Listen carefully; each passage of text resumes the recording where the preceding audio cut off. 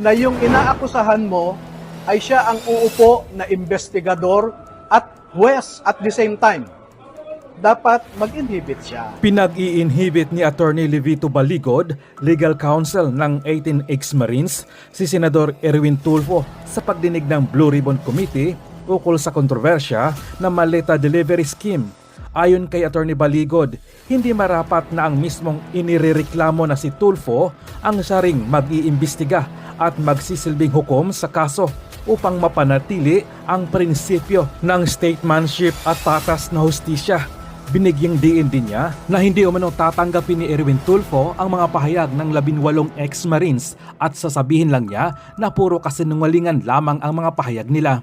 Maaari din anyang ipapakontempt ng kampo ni Tulfo ang mga dating Marines at ipapakulong dahil lamang sa gusto nilang pagtakban ang sarili nilang baho at ganito na kasama ang balak ng kampo ni Tulfo sa mga nagsasabi ng katotohanan.